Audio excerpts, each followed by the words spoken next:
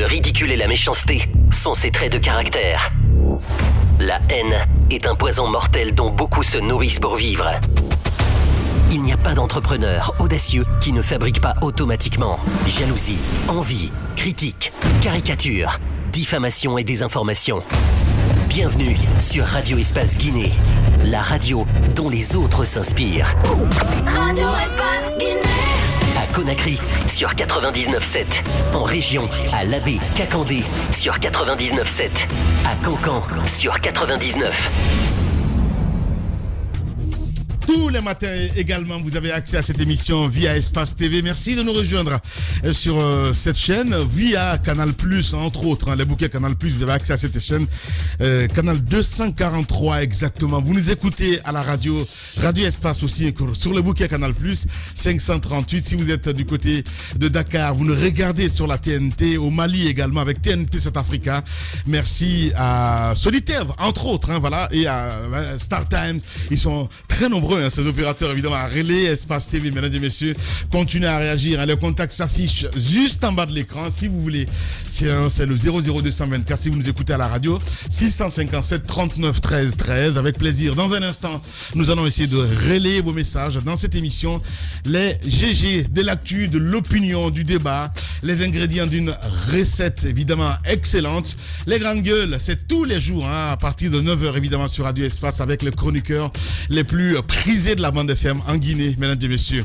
Il faut le dire, oui, l'actualité, la politique guinéenne intéresse l'Hexagone. Ce n'est pas comme avant, il faut le dire. L'époque des injonctions faites donc au régime en place pour les amener donc à respecter les principes démocratiques donc semblent révolus, il le dit ce matin. Le ministre français des Affaires étrangères donc a bien voulu essayer donc la semaine dernière. Vous avez avec assez de pédagogie, vous l'avez suivi dans notre émission Les GG, et devant donc le Parlement de son pays, Jean-Yves Le Drian a invité le pouvoir de Conakry à créer donc un cadre de dialogue pour gérer la crise politique.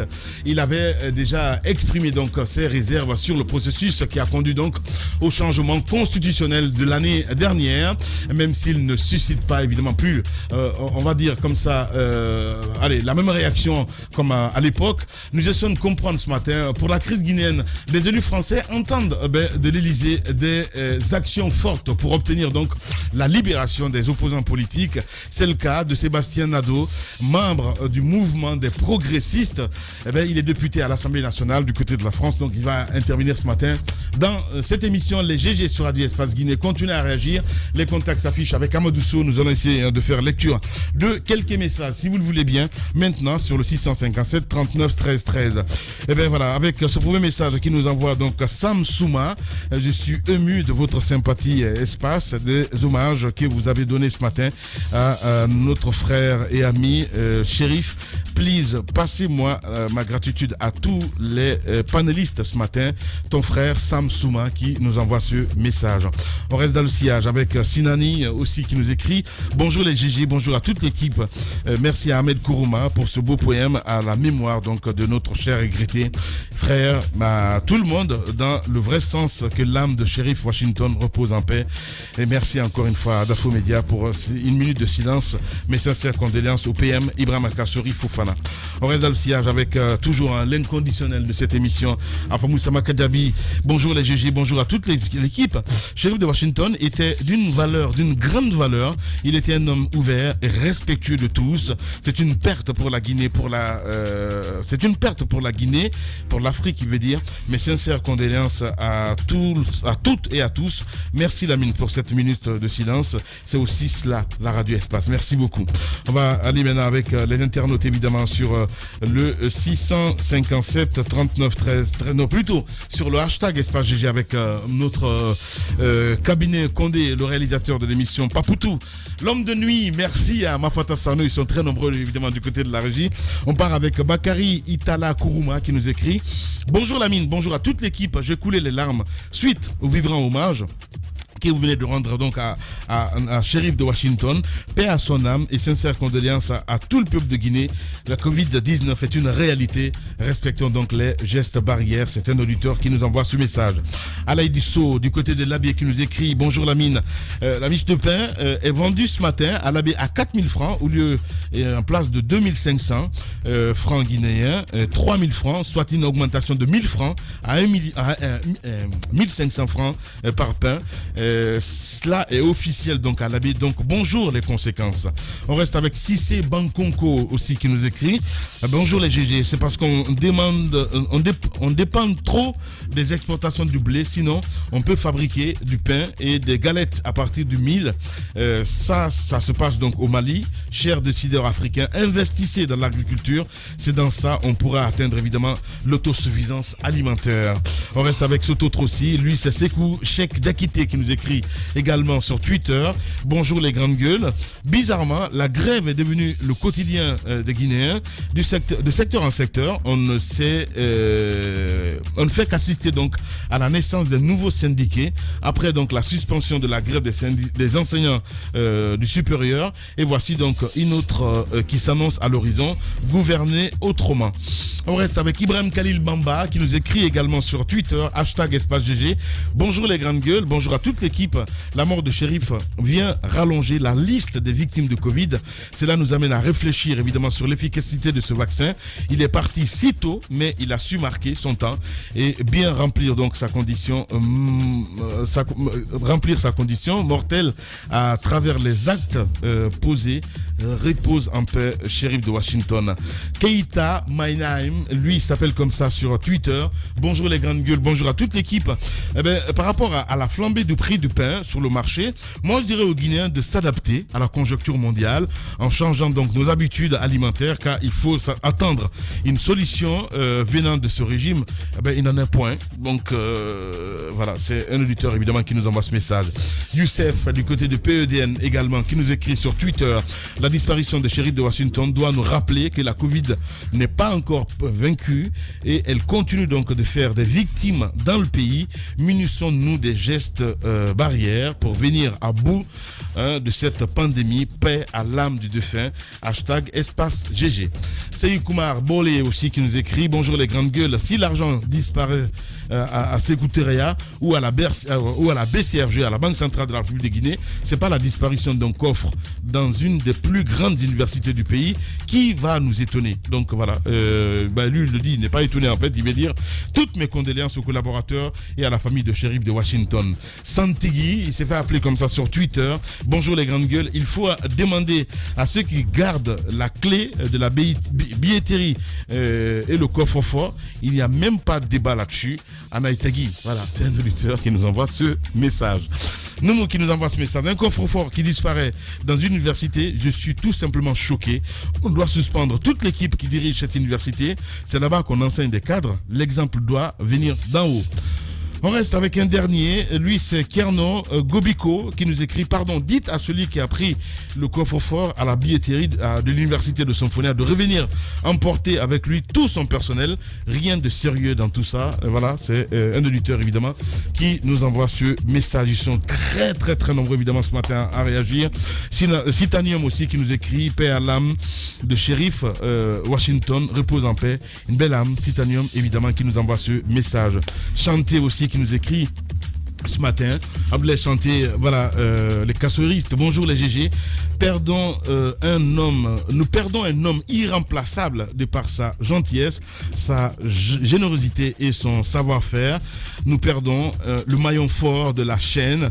La galaxie cassorienne perd son gardien, le vrai gladiateur. Merci à vous aussi les GG pour cet hommage mérité du grand maître. Merci. Et voilà, merci beaucoup. Merci à toi, mon cher Chanté. Je sais que vous êtes très très touché en ce moment. Courage à vous.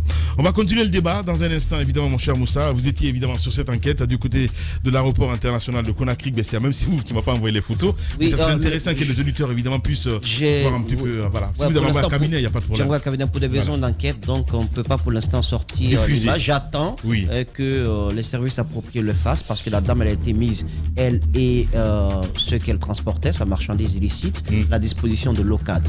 Justement, le l'autre pan de développement de mes propos, c'est au sujet de la procédure judiciaire qui suit quand on met le grappin sur ceux qui font le trafic de cocaïne. C'est que il y a des questions à se poser à ce niveau-là.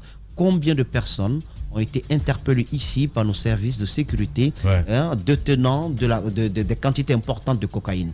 Il se trouve qu'il y a un parmi eux, je vais prendre juste un seul exemple, je ne donnerai pas son nom, mais les services au niveau de la justice le savent, qui a été pris l'année dernière avec une importante quantité de cocaïne mis à la disposition de la justice, et cette même personne a été arrêtée pour la deuxième fois à l'aéroport international de Conakry-Bessia. On parle de cocaïne, on ne parle pas quand même de Coca. Voilà, on parle pas de Coca-Cola, on parle de cocaïne, c'est-à-dire que les répercussions pour le pays en termes d'image, en termes de développement sont énormes. Vous savez, c'est lorsqu'on a été au Sri Lanka et qu'on rencontrait un investisseur qui voulait venir en Guinée. En 2014, hein? Exactement. Il allait sur une plateforme où il regardait un peu une sorte de notation sur le pays. Il voyait des trucs, je voyais des trucs au rouge. Les tendances et tout ça. Des trucs au rouge et tout ça. Mais tout est décrit. Une carte d'identité du pays présentée à l'international. Les grandes gueules. Je trouve qu'on ne peut pas s'amuser avec de tel trafic, parce que ça balafre complètement notre image qui a déjà beaucoup de cicatrices, je suis désolé, mais si derrière la procédure judiciaire ne suit pas et que des gens qui ont été pris la main dans le sac en train de transporter de la cocaïne se retrouvent encore dans les circuits, je pense qu'il y a lieu de se poser beaucoup de questions. Et puis, il ne faut pas disperser nos efforts. Nous avons un réel problème. Vous prenez 5 kg de cocaïne sur le terrain, en Guinée. On ne fabrique pas de cocaïne ici. Non. C'est fabriqué où? Les feuilles de coca ne sont pas plantées ici. Les feuilles de coca, il faut aller en Bolivie pour les voir. Donc, ça fait tout ce chemin-là. Il ne passe pas beaucoup plus par d'autres pays. Pourquoi c'est la Guinée qu'ils choisissent comme lieu de transit? Pourquoi? Non, mais c'est important parce que moi, je prêche pour ma chapelle. J'estime qu'on ne peut pas être classé au même degré que la Guinée-Bissau. On ne peut pas être classé au même degré que le Nigeria, par exemple. Nous sommes un tout petit pays de 12 millions d'habitants. On ne peut pas quand même être le lieu de transit de tous ces départs vers l'Europe, vers l'Amérique du Nord de la cocaïne. Donc, moi, j'estime... C'est que tu ne dis pas, Moussa, parce que quand c'est encouragé au plus haut niveau, ça devient très compliqué. Oui, je comprends très bien que tu ne veux pas dire le nom ce matin, mais bon... Voilà, il y a des choses quand même, ça saute aux yeux, mais ils savent se reconnaître, qu'ils prennent cette lutte un peu avec les deux mains et qu'on n'essaye pas de nous prendre qu'on n'essaie pas de nous berner avec ça. C'est très sérieux, et les quantités... C'est très grave. Les quantités qui sont prises, il faut les présenter. Quand c'est 100 kg, présenter 100 kg. Quand c'est 3 kilos, présenter 3 kilos. La cellule de ciblage fait réellement son travail. Il ne faut pas derrière mélanger tout cela et ne dispensons pas les efforts. Vous avez un problème aussi grave comme ça, comme le trafic de cocaïne. Et on prend un arrêté conjoint pour dire qu'on va lutter contre les chichas. Qu'on me dise quelle est la part que le budget national alloue à la prise en charge des malades de chicha. Il y a combien de malades de chicha dans notre pays? Il y en a combien? La plupart des toxicos que nous avons dans ce pays, c'est lié au chanvre indien, c'est lié à la cocaïne. Évidemment. Alors, vous prenez un arrêté conjoint et si c'est un problème de santé publique, on associe quel ministère? Le ministère de la Santé. Mais l'arrêté conjoint est signé par quel ministère? La sécurité, le budget et puis le commerce. Mais dans ce pays, on marche comment? Je ne comprends pas. Vous parlez d'une question de santé publique liée au chicha. Un seul franc que le budget national alloue à la prise en charge des malades du chicha, comme le montre. Il n'y en a pas. Les malades que nous avons sont connus. C'est lié à la cocaïne, c'est lié au chanvre indien. Et vous êtes là en train de tuer le commerce de petits gens, même en France. La consommation de chicha est régie par la loi sur le tabac. Il y a des espaces qui sont aménagés à ce effet pour fumer la chicha. Qu'est-ce que ça donne lieu à quoi dans notre pays? Ça donne lieu à de la contrebande. Je vous explique. Je vous explique. Pour fumer la cocaïne, s'il te plaît. Narguilé, chicha, avec le charbon qui est mis dedans et le liquide. Au fait, c'est une pipe à eau. C'est une pipe à eau à l'origine. Elle est d'origine perse. Donc ça vient du Moyen-Orient. Et c'est pas là-bas qu'on va prendre quand même de l'alcool. Alors, si certains s'adonnent à changer l'eau et à mettre de l'alcool à l'intérieur, il appartient quand même à l'État de veiller à ce que la consommation réelle puisse obéir à cette norme, que ce soit de l'eau qui soit à l'intérieur. Mais les charbons qui sont mis, il y a beaucoup d'arômes au niveau des charbons. J'apprends que non, les charbons, j'apprends que les charbons sont mélangés avec, mais il y a beaucoup d'arômes. Alors, si on vous interdisait la chicha, vous dispensez les efforts, vous faites quoi contre les publicités qui sont faites dans le domaine de l'alcool? L'alcoolisme, ça tue combien de personnes dans ce pays? Au volant qui meurt, qui tombe, qui se casse le cou dans les caniveaux. On le voit souvent à 4h du matin, quand ils rentrent chez eux à la maison. Ils confondent le pôle nord et le pôle sud. Alors, vous faites quoi de la publicité qui est faite dans le domaine de l'alcool dans ce pays? Il y a des panneaux publicitaires. Et en bas, ils écrivent en petit caractère: attention, l'abus de l'alcool nuit gravement à la santé. Oui, c'est comme la cigarette aussi, évidemment. Vous fumez après, je vous ai montré plusieurs fois sur le paquet de cigarettes que vous fumez, Lamine. Je dis, Lamine, lisez ce qui est écrit là. Moussa. Non, je vous ai dit, parce que ça, au moins, ce sont des données. Là, ce sont des faits qui, on vous dit clairement, ça vous tue. Oui. Vous vous en prenez aux vendeurs de chicha. Pourquoi? Je t'ai plusieurs fois dit aussi de ne pas prendre la chicha, Moussa. Non, plusieurs fois, je te l'ai dit. La chicha,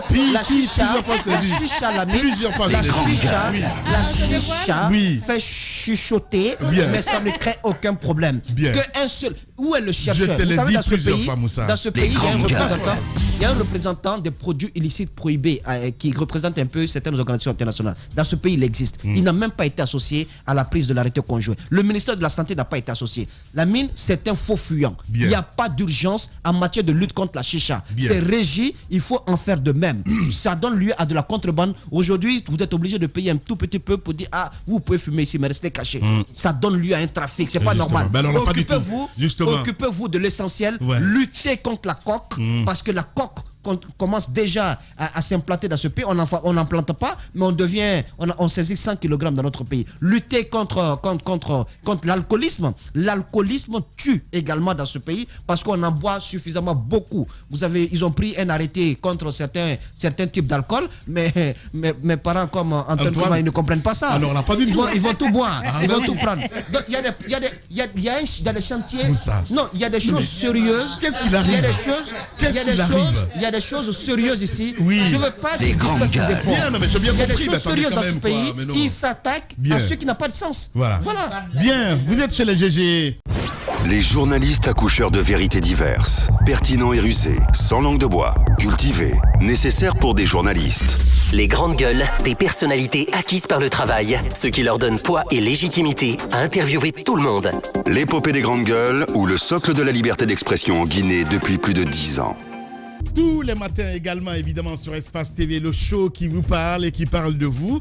Continuez à réagir, mesdames et messieurs, avec plaisir. On va vous donner un peu plus tard, évidemment, la parole. Vous allez vous exprimer à travers vos tweets, entre autres. Voilà, les tweets que vous envoyez via le hashtag Espace GG. Sinon, le numéro de téléphone qui s'affiche juste en bas de l'écran. Avec plaisir, on va essayer de faire lecture un peu plus tard de quelques messages. On a écouté Moussa Moïsi là, révolté. Ça se comprend dans son show. Dans son show, ouais. mais ce que Moïse oublie, c'est qu'il y a des personnes. Pourquoi on parle de la chicha? Il y a des gens qui, à la place de l'eau dont il parle, mettent justement de l'alcool. Il y en a qui mélangent des stupéfiants, même de la cocaïne, et qui fument cela. Voilà pourquoi on a poussé, on essaie d'interdire. Si ça ne tenait que, comment on appelle, à la chicha, comme on l'utilise au Moyen-Orient là-bas, c'est un peu comme la pipe que nos parents... C'est vrai que le contenu est un peu différent, mais la chicha à l'origine, c'est une quantité avec de différents arômes qu'on met dedans selon le goût de la personne. Mais ici, la dernière fois, on a voulu faire un grand format là-dessus. On en parlait à la rédaction. Il y a des jeunes filles aujourd'hui qui s'adonnent. Pas que des jeunes filles, beaucoup de personnes, beaucoup, notamment des jeunes filles qui sont mineures, qui s'adonnent à la pratique aujourd'hui, qui à la place de l'eau mettent de l'alcool, d'autres personnes mélangent d'autres stupéfiants, notamment la cocaïne et tout. Donc ces personnes se cachent derrière la chicha pour se droguer, pour boire de l'alcool et tout. Voilà pourquoi les gens veulent interdire l'alcool alors? Non, justement, en fait, l'alcool. Je me dis que même si on interdit pas l'alcool, les gens ont compris quoi? Le colonel Tchegboro l'a expliqué, notamment lors de la conférence de presse qu'il a organisée. Pourquoi ils s'attellent à interdire la chicha? C'est vrai que personne n'est d'accord sur la façon dont ils ont procédé parce que c'était si brusque, alors que c'est l'État qui a donné l'autorisation. Effectivement. Je pense qu'il fallait peut-être mener des investigations, aller sur le terrain, prendre les gens la main dans le sac, surtout les gens qui s'adonnent à la pratique, qui font les mélanges. Un reportage d'ailleurs que vous avez fait du côté de l'abbé. Justement, l'abbé nous a envoyé un élément, on en a fait un autre ici à Conakry en partant rencontrer des personnes. L'État vous donne l'autorisation de faire quelque chose et puis d'un seul coup comme ça on dit c'est formellement interdit. Je pense qu'il fallait aller par palier, mener des investigations, aller sur le terrain, voir qui mélange, qui fait quoi. Parce que à l'origine on nous a dit que c'est pas mauvais pour la santé. Ce qui est mauvais pour la santé justement, c'est de faire ces mélanges-là, mettre de l'alcool à la place de l'eau ou bien mettre d'autres stupéfiants tels que la cocaïne ou d'autres.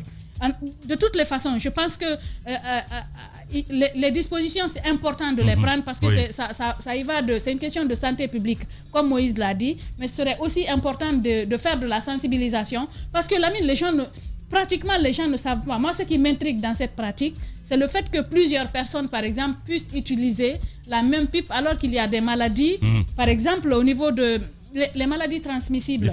Le plus souvent, il y a les hépatites, par exemple, il y a le VIH. Imaginez que une personne qui est malade utilise cette pipe-là et que quelqu'un d'autre qui a l'hépatite vient... la première personne a l'hépatite, l'autre personne ne l'a pas, elle vient prendre la même pipe.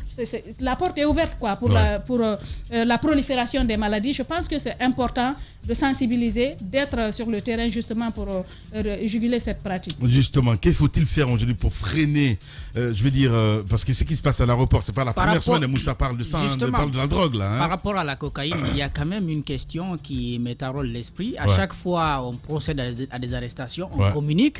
La dernière fois, j'ai vu une communication c'est une mise en scène du procureur, mais qui m'a posé énormément de problèmes. On communique sur des saisines à l'aéroport de Conakry. Dans le temps, c'était au port. Mais là, on est allé à Sonfonia dans une cour pour arrêter un Monténégrin qui est en complicité avec quelques Guinéens. C'est dans une villa au bord de la mer là-bas. C'est pour dire que c'est vrai, on procède à des saisines à l'aéroport, mais la cocaïne entre quand même. Donc, il y a aujourd'hui des inquiétudes. Est-ce que nous ne sommes pas en train d'aller... Peut-être que le réseau, il est assez fort. Le réseau est très puissant. Il est très puissant. Et ce qu'il faut craindre, c'est d'avoir affaire à des cartels. Parce que si nous avons affaire à des Monténégrins, des Brésiliens qui sont assez spécialistes dans le domaine et qui ont déjà des pions à l'intérieur du pays, il faut pas s'attendre à ce que le phénomène soit vaincu par des simples saisines ou alors la communication je suis parfaitement d'accord avec toi. de Tchegoro. Maintenant, par rapport à la chicha, Moïse, je pense que c'est de la drogue. Sinon, si c'est pour l'alcool, les gens ne se cachent pas pour boire de l'alcool là. Ils prennent ça dans leur truc. Oui, mais les gens ne se cachent pas pour prendre de l'alcool. On a bien compris. C'est à cause de la drogue qui est mise dedans que les gens... Mais il faut lutter contre la drogue. Maintenant, il faut lutter contre la drogue. Non, le problème, c'est qu'il faut peut-être travailler avec les gens qui offrent de la chicha. Exactement.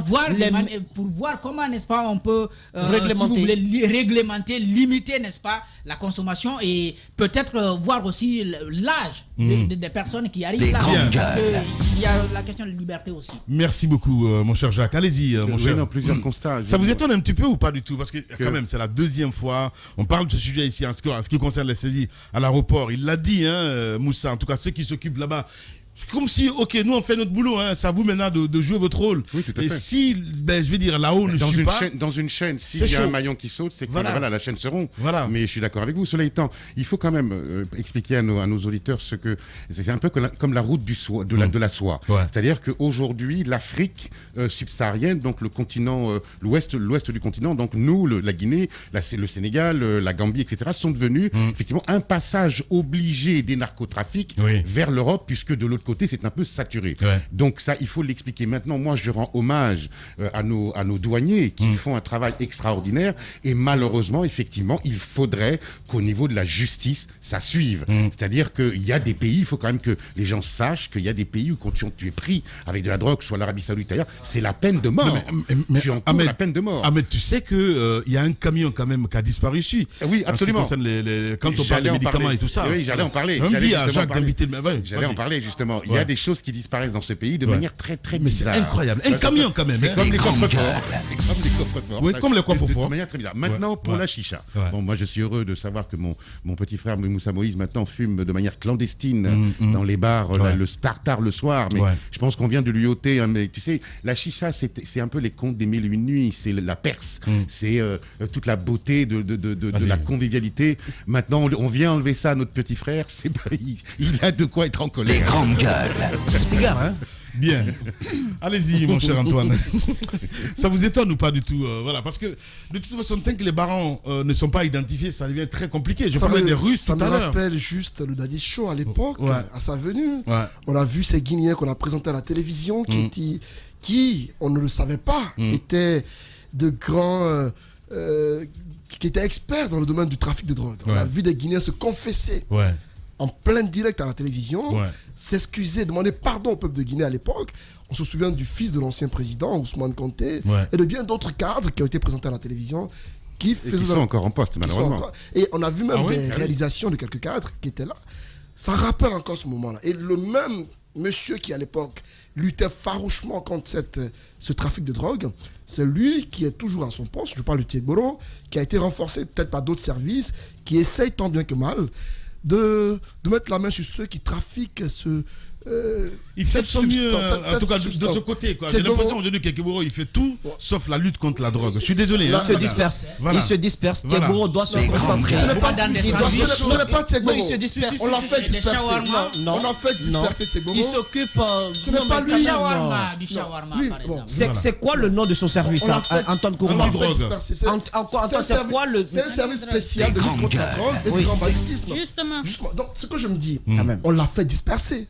Pour un départ, on était tous fiers de lui parce qu'il avait un domaine précis qui était la lutte contre la drogue. À un moment donné, on dit ce sont les cubes magie contre quoi il faut se battre. Ce sont les jus périmés, tout cela. Certes, on va dire que c'est dans le grand banditisme ou encore dans le trafic de certains aliments. Mais Tieboro, à un moment donné, beaucoup se disaient qu'il fait des affaires en faisant cela. Parce que parfois, on l'accuse de faire dans le chantage. Lorsque, par exemple, il met la main sur une substance ou des produits, derrière, beaucoup l'accusaient d'aller faire des affaires avec les personnes sur qui il prenait. Et surtout, il fait beaucoup de rapports. Il fait beaucoup de rapports. Beaucoup de rapports.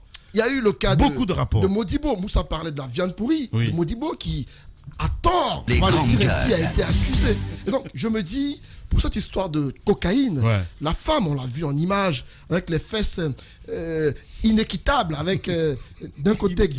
Les grandes gueules. Oui, on le voit à l'instant à l'écran. Les fesses ballonnées, de l'autre un peu diminuées, parce qu'elle a plaqué la coque au niveau du postérieur et même du ventre. Donc, ce qui veut dire qu'il y a plusieurs stratégies pour cacher la drogue. Mais quand même, ça on se le voit voit quand même en image.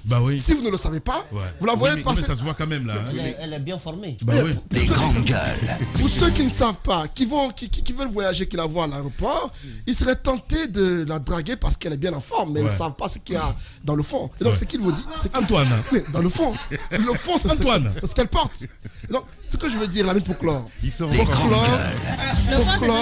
Pour clore, la lutte contre la drogue, c'est un travail pénible. On l'a vu, Dadis l'a fait, mais il a payé un prix pour ça, parce qu'on l'a combattu pour cela. Il y a eu des victimes, il a subi des choses. On ne peut pas tout dire ici, mais ça l'a coûté des choses impensables. Et donc, lutter contre la drogue, c'est pas facile. Non, mais j'ai bien compris, mais Antoine, mais encore une fois, il faut qu'on le fasse. On va se mettre derrière un bureau à dire on fait semblant, on le fait pas. Il y a les barons qui sont cachés au plus haut niveau. Absolument. Voilà, donc voilà, moi je parlais tout à l'heure des nationalités. Je demandais à Moussa quelles sont les nationalités, parce que tout à l'heure Jacques parlait de Monténégrins, c'est bien cela du côté de Somponia. Moi je parlais des Russes, et ça, c'est ce que je dis. J'ai des preuves là-dessus. Non, mais on le sait. En fait, d'abord deux choses. Une chose, c'est vrai que la junte, on peut lui accorder ce mérite-là, c'est d'avoir fait de notre pays, effectivement, d'avoir fait de la lutte contre la drogue une priorité. Et des Tieboro, il en faut dans un pays. D'accord, ça c'est la première des choses. Premier des constats. Deuxièmement, tu le dis, la pieuvre. que ce soit la pieuvre italienne, la mafia italienne, la mafia russe, qui est une mafia extrêmement puissante dans le monde, la mafia colombienne, la mafia sicilienne et américaine aujourd'hui, utilisent, en fait, c'est un cancer qui s'immisce dans les pays en voie de développement et qui va, par le fait de la pauvreté, utiliser, cette dame est une mule, ça s'appelle dans le jargon de la drogue, une mule, c'est-à-dire que elle traverse les frontières. Effectivement, elle utilise son corps. Voilà, parce que visiblement, elle partait vers le Maroc. Donc voilà, ce sont des gens, ce sont des mules qui sont, par la pauvreté, par le fait de gagner un peu d'argent, sont utilisés par les narcotrafiquants et puis dans ces cas-là, ils ne prennent pas de risques. Mais surtout, il faut vous dire une chose, et Moussa Moïse en parlait tout à l'heure, quand cette dame-là est attrapée, ce qu'on appelle une mule, c'est-à-dire qu'elle est mise en avant parce que derrière, il y a peut-être quelqu'un qui passe avec beaucoup plus de kilos. Bien sûr. Tu vois. Donc il faut vraiment, de manière... Moi, je rends, pour une fois, hommage au service des douanes de l'aéroport, qui font vraiment un formidable travail. Je dis que des kéboros, il en faut, mais je dis aussi que la justice guinéenne se doit de faire son travail. Je suis parfaitement d'accord avec toi. Les grandes gueules. Je ne supporte pas de voir quelqu'un qui s'est fait arrêter il y a un an, le revoir encore se faire arrêter à l'aéroport un an plus tard. Ça veut dire qu'il y a un dysfonctionnement au niveau de la justice. Et la cocaïne, c'est pas un jouet. Ça détruit des familles, ça détruit des enfants et ça peut même détruire une nation. C'est bien dit. Allez. On n'a pas une société assez bourgeoise dans ce pays pour s'offrir de la cocaïne à tout bout de champ. Les consommateurs ici, il y en a ici, ça se compte au bout de doigts parce que ça coûte excessivement cher. Maintenant, ceux qui sont là, certains barons, ça donne donc à réceptionner les colis, à les reconditionner et à les mettre sur la route de l'Europe, sur la route des États-Unis. C'est ce qui va faire, c'est ce qui finira par faire de nous un peu le carrefour du ravitaillement pour les autres pays. Et ça peut avoir des conséquences terribles sur l'avenir de ce pays, sur l'avenir de la jeunesse également. Et je souhaiterais que derrière, la chaîne pénale puisse se questionner, se remettre en question par rapport à certaines choses. Parce que quand on saisit 100 kilos, les experts disent qu'il y a au moins 1 kilo qui ont disparu. Voilà. Vous êtes chez les GG sur Radio Espace. Chez les GG, nous pensons comme JMJ. Dire la vérité. La vérité, qu'elle plaise ou qu'elle blesse, est une pertinente attitude de sagesse. Le journalisme est la plus grande aventure humaine car il est mission, passion, vision, interrogation, immersion, quête de vérité et conquête d'objectivité. Écoutez les GG tous les matins sur Radio Espace en simultané sur Espace TV, Espace Région Bokeh, Labé, Zérékoré, Kindia sur 99.7, Cancan sur 99. Les grandes gueules sur Espace ou la messe des sans-voix. Tous les soirs à 18h, vous avez rendez-vous également sur Suite FM Guinée 99.1 ici à Conakry. Merci à vous qui nous rejoignez dans cette émission. De l'actu, je le disais tantôt, de l'opinion, du débat, les ingrédients d'une recette excellente, les grandes gueules. C'est tous les matins évidemment sur Radio Espace en direct aussi sur Espace TV avec les chroniqueurs les plus prisés de la bande FM en Guinée. L'actu, c'est politique aussi, il faut le dire. La politique guinéenne intéresse l'Hexagone. Ce n'est pas comme avant. Il le dit ce matin, l'époque des injections faites donc au régime en place pour les amener donc à respecter les principes démocratiques semble révolue. Le ministre français des Affaires étrangères a bien voulu essayer évidemment la semaine dernière avec assez de pédagogie devant donc le Parlement de son pays. Jean-Yves Le Drian a invité donc le pouvoir de Conakry à créer un cadre de dialogue pour gérer la crise politique. Il avait déjà exprimé donc ses réserves sur le processus qui a conduit donc au changement constitutionnel de l'année dernière ici en Guinée, même si cela ne suscite plus évidemment la même réaction qu'à la belle époque de la France-Afrique. Pour la crise guinéenne, des élus français entendent de l'Élysée des actions fortes pour obtenir donc la libération des opposants politiques. C'est le cas de Sébastien Nadeau, membre du mouvement des progressistes. Il est en direct ce matin chez les Grandes Gueules sur Radio Espace Guinée. Sébastien, bonjour et bienvenue chez les GG. Bonjour, merci pour votre accueil. Voilà, allez-y mon cher Moussa. Alors, peut-on dire, Sébastien, que le combat que vous menez depuis un certain moment commence à porter fruit quand on se base, bien entendu, sur la prise de parole de Jean-Yves Le Drian sur la situation, notamment à Conakry? Écoutez, on a fait une première partie du chemin.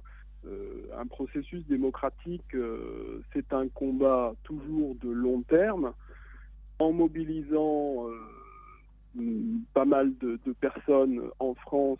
Ça a permis qu'il y ait une prise de parole du ministre des Affaires étrangères demandant à ce que le président Alpha Condé fasse une démarche vers l'ouverture démocratique. Et ce qui caractérise une ouverture démocratique, c'est un dialogue, c'est une justice beaucoup plus claire et qui ne met pas en prison systématiquement des opposants politiques. Et donc on a une première démarche qui est, je dirais, réussie, c'est que le ministre des Affaires étrangères a dit qu'il fallait faire quelque chose. Mais on ne peut pas s'arrêter là, parce que il faut, selon moi, beaucoup plus d'engagement de la part du ministre français pour qu'Alpha Condé entende raison sur le bienfait d'un processus démocratique plein et entier en Guinée. Ouais. Vous l'avez souligné, ces opposants continuent de rester en prison. Les procédures ont été présentées, ils ont commencé à être présentées à des juges. Mais au lendemain de toute cette prise de parole, le président Alpha Condé a pris un décret pour créer un cadre de dialogue permanent dans le domaine politique et social. Est-ce que tout cela va contribuer un tout petit peu à décrisper la situation ? Moi, c'est ce que j'espère, véritablement, parce qu'il y a une attente très forte d'une nouvelle logique d'Alpha Condé. Alpha Condé est président de facto de la Guinée. Il avait deux options. C'était soit immédiatement créer les conditions d'un rassemblement et véritablement d'une installation démocratique de son nouveau mandat. Il a nommé un ministre pour la réconciliation, donc on pouvait penser que ça allait dans ce sens. Mais dans le même temps, quand on met tous les opposants en prison et avec les conséquences que ça a eu déjà pour certains d'entre eux, puisqu'ils sont morts en prison, mais il y a le discours et il y a le concret. Donc on attend beaucoup plus de concret. Et pour cela, je pense qu'il va falloir que du côté français, on ait beaucoup plus d'activisme auprès de l'Union européenne pour imposer une véritable médiation, un véritable dialogue si Alpha Condé n'avance pas plus vite en la matière. Sébastien Nadeau, en direct, allez-y. Oui, quand vous dites il va falloir du côté de la France beaucoup d'activisme pour imposer un dialogue ici, et on se rappelle bien que le ministre français avait déjà fait une communication l'année dernière, c'était pour expliquer un peu ses réserves par rapport à l'adoption d'une nouvelle constitution, ce qui est passé. Est-ce que vous pensez qu'aujourd'hui le discours français peut s'entendre, n'est-ce pas, au niveau du pouvoir de Conakry, et qui pourrait bien entendu permettre ce dialogue que tout le monde souhaite? Écoutez, moi je pense que pour qu'il se fasse entendre, le discours français, il faut se saisir du droit tel qu'il existe. Le droit tel qu'il existe, et tel qu'il existe de manière partagée entre la Guinée et la France, il passe par les accords de Cotonou. Les accords de Cotonou engagent les pays qui y font partie, et notamment la Guinée, et il y a dans ces accords des conditions de promotion de la démocratie. Si ces conditions ne sont pas respectées, alors il y a une procédure qui passe d'abord par un dialogue, une médiation internationale, et à la suite de cette médiation et d'une enquête, mais qui est une enquête menée communément par des protagonistes guinéens et de l'Union européenne, alors il y a une décision qui est prise par l'Union européenne, qui peut être des sanctions individuelles, qui peut être de différents ordres, et c'est vers cela, je pense qu'il faut aller, faute de quoi, j'ai l'impression qu'Alpha Condé fera un petit peu la sourde oreille à une simple recommandation telle qu'elle a été faite jusqu'à présent par le ministre des Affaires étrangères français. Justement, Monsieur Nadeau, quand nous prenons par exemple ces différentes sorties, vous demandez à Monsieur Jean-Yves Le Drian d'agir beaucoup plus. On a quand même vu beaucoup de sorties, notamment de l'ambassade des États-Unis, de l'Union européenne, mais aussi récemment de la France, qui demandent de régler le plus rapidement possible la situation de ces détenus politiques. Mais derrière, nous remarquons que en tout cas, ici, les procédures suivent leur cours normaux parce que ici, par exemple, quand nous prenons ces derniers opposants, qu'ils soient politiques ou de la société civile, quand nous prenons Fonike Mengue, il vient d'être condamné à 11 mois. Ouais.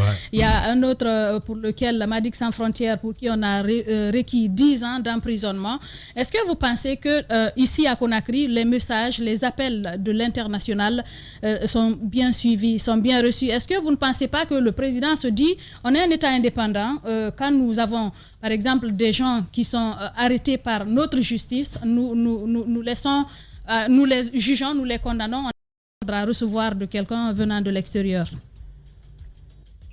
Et vous avez raison, un pays a son indépendance et n'a pas d'ordre à recevoir. En revanche, il doit éviter, comme il le fait actuellement, de se soustraire au droit international. Et il y a des accords qui engagent la Guinée, qui sont les accords de Cotonou qui datent de 2000, dans lesquels il y a des choses extrêmement précises sur les principes démocratiques et notamment dans les temporalités électorales. Et manifestement, ces accords ne sont pas respectés dans la manière dont le président a été réélu et a ensuite agi vis-à-vis des opposants politiques. Donc, pour moi, la France n'a pas donné des ordres, c'est évidemment pas la question. En revanche, elle a à être très vindicative pour que le droit passe. Et le droit, c'est de respecter ces accords de Cotonou. Et il y a une procédure qui est prévue quand on considère qu'un pays membre de ces accords ne les respecte pas. Monsieur le député, bonjour. En parlant de temporalité, je sais que vous êtes doctorant en histoire, donc vous n'êtes pas sans connaître l'histoire tumultueuse des rapports franco-guinéens, et notamment effectivement, comme ma collègue le rappelait tout à l'heure, notre volonté farouche d'avoir une indépendance, une souveraineté. On vous a vu sur tous les fronts, au Cameroun. Moi, je vous ai suivi lorsque vous avez manifesté à l'Assemblée nationale, lorsque vous avez brandi votre fameuse banderole. C'est un noble combat que vous menez. Vous avez aussi été de ceux qui ont demandé à la France de ne pas vendre des armes à l'Arabie Saoudite. Bravo pour votre combat. Cela étant, je fais partie d'une génération qui émet des réserves quant à justement cette injonction ou cette habitude d'injonction de la France vis-à-vis des pays africains. Il y a, à mon sens, un deux poids, deux mesures. Et j'en ai pour preuve que M. Le Drian, certes ministre des Affaires étrangères, a un peu confondu la Guinée et le Ghana, ce qui m'a fortement déplu. Je veux dire, en matière diplomatique, ce n'est pas très respectueux des Guinéens. Et puis, surtout, la chose la plus importante, il y a, dans un combat tel que vous le menez, qui était visiblement un combat idéologique, il y a la forme et il y a le fond. Alors, le fond, je ne vais pas le discuter. Effectivement, des prisonniers politiques, il y en a en Guinée, c'est inacceptable. Mais la forme, ne pensez-vous pas que votre manière aujourd'hui d'aborder le monde, et notamment l'Afrique telle qu'elle l'est, est un peu passéiste, dépassée, voire paternaliste? Écoutez, vous avez pris un très bon exemple, puisque vous avez parlé du fait que j'avais brandi dans l'hémicycle de l'Assemblée nationale une banderole sur effectivement l'action de la France en direction du Yémen et le fait qu'elle exportait des armes. Je m'adresse à mon gouvernement en la matière et je lui demande de ne pas mener la même politique qu'il mène. Et quand vous me parlez d'une éventuelle action paternaliste, de grâce, ne mettez pas l'attitude du ministre des Affaires étrangères au même rang que la mienne. Ce que je viens de vous expliquer, c'est que je demande... Non, tout à fait. Monsieur le député, au cas où il y aurait un malentendu, j'ai évidemment fait le distinguo entre votre démarche et celle et le couac, ou plutôt la bévue de monsieur le ministre Le Drian. On est d'accord là-dessus? Tout à fait. Ce que je demande, moi, je ne m'adresse pas à Alpha Condé, je m'adresse au ministre des Affaires étrangères français pour qu'il fasse respecter un accord international dans lequel il se trouve effectivement... Monsieur le député, et que la Guinée est partie prenante. Monsieur le député, il y a quelque chose qui me dérange dans votre vocable. Vous dites, là, quand vous parlez de Monsieur Le Drian, vous dites Monsieur le ministre, vous avez dit ministre. Et lorsque vous parlez de mon président de la République, vous dites Alpha Condé. C'est quelque chose qui me dérange. C'est, encore une fois, dans ce genre de lutte... dans ce genre de lutte... Non, laisse-moi finir. Non, je ne suis pas d'accord avec toi, Lamine. Tu me laisses finir. Vas-y. Dans ce genre de lutte, monsieur le député, lorsque on s'adresse à un État, on y met les formes. Je pense que c'est important. Et voilà, c'est un conseil simplement que moi je vous donne. S'il y a quelque chose encore une fois, je reconnais la noblesse de votre combat. Je vous ai félicité tout à l'heure parce que effectivement, des prisonniers politiques, que ce soit en Guinée ou partout dans le monde, c'est inacceptable. Mais je pense qu'il serait temps aussi que vous revoyiez votre manière de vous adresser à nous. C'est important. Bon, écoutez, je veux bien entendre votre propos, mais je parle tout autant de Jean-Yves Le Drian que du ministre des Affaires étrangères, et je parle du président Alpha Condé.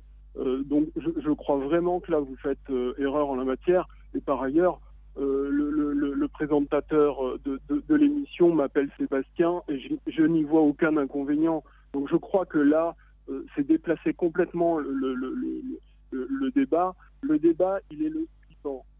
Alpha Condé, président de la République de Guinée, a été réélu sur un 3e mandat avec pour appui des sables mouvants d'un point de vue démocratique. Ça, c'est un premier constat. Et moi, ce que je vois, c'est que derrière, il est réélu et il ne respecte pas un engagement international de son pays pris avec l'Union européenne.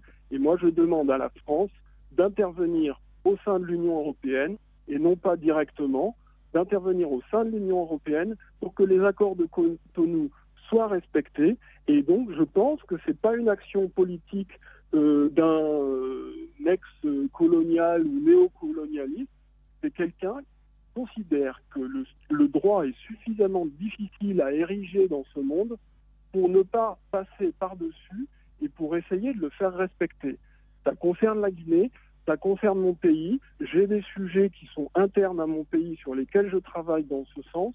Et je crois effectivement que c'est rendre service à des gens qui sont bien dans la difficulté que de demander à ce qu'un chef d'État fasse respecter dans son pays ses engagements, les engagements de son pays au niveau du droit. Je crois vraiment que c'est important. Alors après, si vous voulez parler de la forme, etc., moi, je suis comme tout citoyen, je fais des erreurs de langage, je ne suis qu'un représentant de la nation, je ne suis pas un ministre, mais franchement, je crois que c'est un mauvais... c'est un mauvais procès. Que vous cherchez là. Ouais, bien. Merci beaucoup en tout cas, Antoine. Allez, vas-y. Merci. Non, c'est pas, je ne fais pas un mauvais procès. Ouais. J'essaye juste. J'ai malheureusement le mauvais rôle. Encore une fois, je le répète, monsieur le député, votre combat est noble, mais je pense qu'en diplomatie, lorsqu'on s'adresse à un pays, c'est important d'utiliser les bons termes. C'est comme ça que nous, Guinéens, allons être réceptifs au magnifique combat que vous menez. Voilà. Merci beaucoup en tout cas, monsieur Sébastien Nadeau. Merci d'avoir accepté notre invitation. Peut-être un dernier mot. Évidemment, Madame Yero parlait tout à l'heure des condamnations, entre autres. Hein. On voit le cas de Founiki Mangué, qui a d'ailleurs hier porté plainte contre le procureur, en tout cas s'il y a la bonne information. Comment ça... Le substitut du procureur. Voilà, c'est bien cela. Un dernier mot. On l'a perdu, hein, je pense qu'on l'a perdu. Voilà. Allez, on va continuer l'émission dans un instant sur Radio Espace. Les grandes gueules sur Espace, c'est la représentativité de la diversité de la société guinéenne. Ils n'ont jamais peur de défendre leurs idées.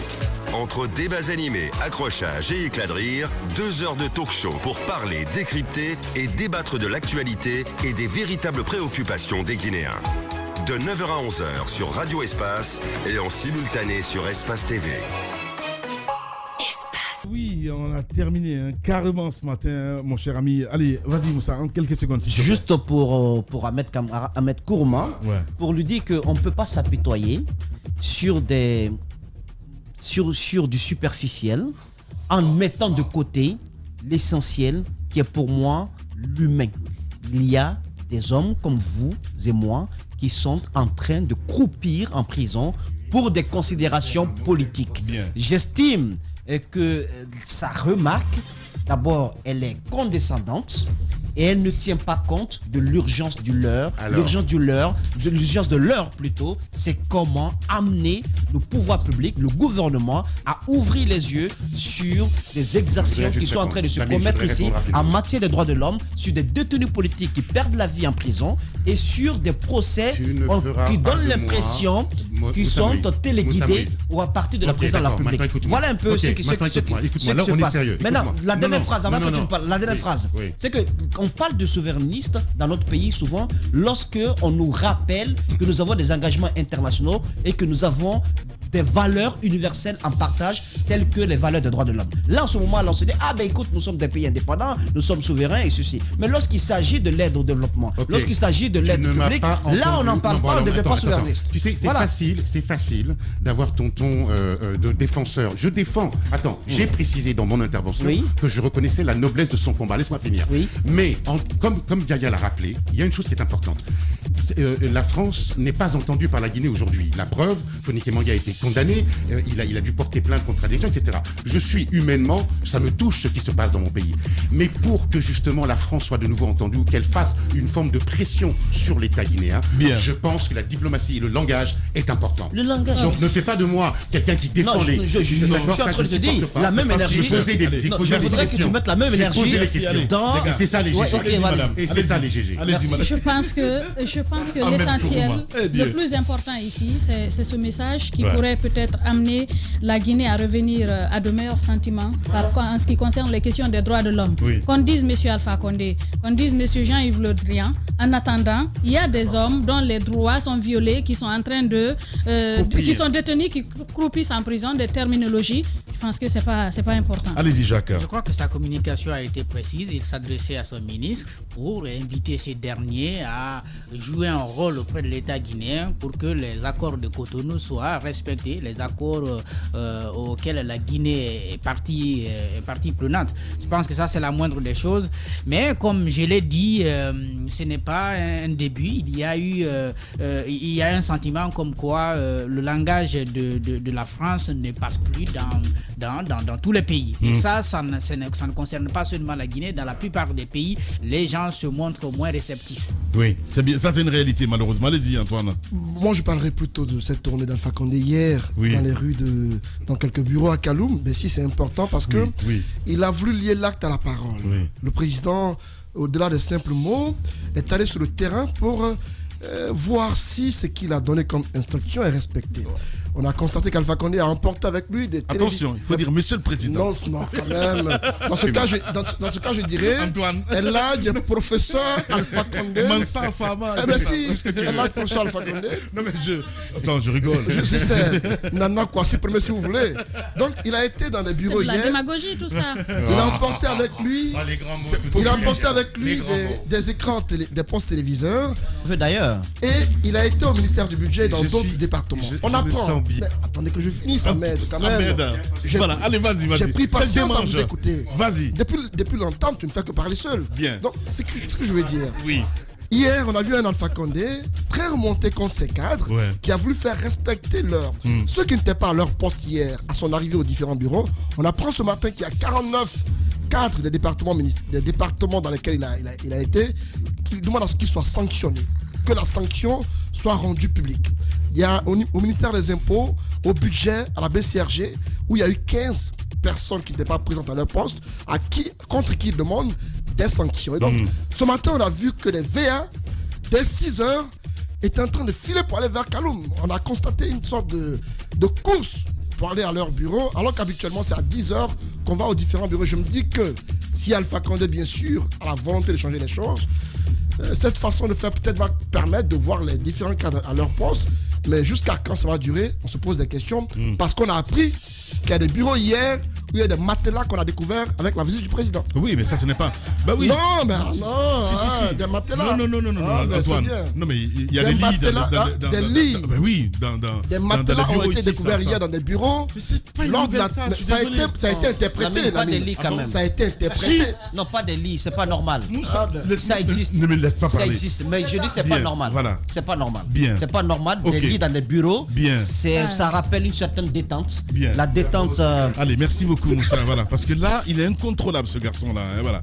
Allez, on se quitte avec quelques messages évidemment, mon cher Moussa, si tu me permets. Allez, je vous donne 30 secondes. Vas-y. 30 secondes. Non, juste pour dire que il serait important tout de même que la lutte du contrôle autrement puisse s'élargir un peu à des choses à des choses tangibles quoi. Oui. C'est-à-dire qu'enlever les postes téléviseurs, sincèrement je ne vois pas l'importance. Ça ne rime à rien. C'est populiste tout ça.